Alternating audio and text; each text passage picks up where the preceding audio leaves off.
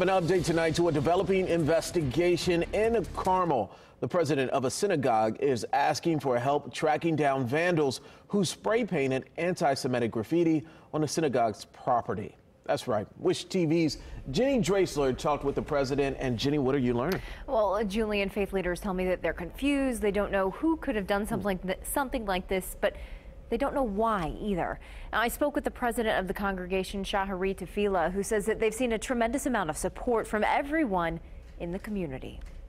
I've met some of our congregants in the parking lot to just hug, to recognize how hard it is for some. Heartbroken. The only emotion members of the congregation Sha'ari Tefillah say they feel right now after someone spray painted a Nazi flag and other symbols on a brick wall on the synagogue's property off 116th Street in Carmel overnight. Nazis weren't just after Jewish people.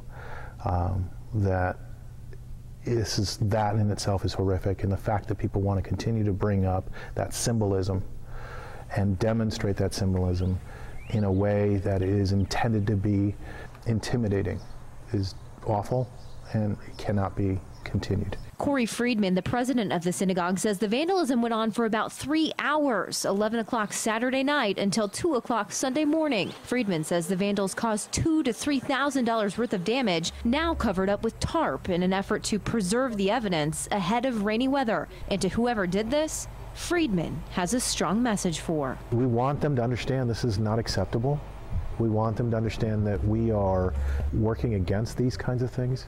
We're disappointed that this occurred, and we want them to grow and learn from this. Anybody that has a heart like this right now needs to understand this is not the way life is. The Indianapolis Jewish Community Relations Council says extra security has been put in place at all Indianapolis area congregations. In light of the vandalism, officials with the synagogue will say that they'll be holding a solidarity gathering tomorrow night that takes place at 6 p.m. Jenny Dreasler, Wish TV News 8.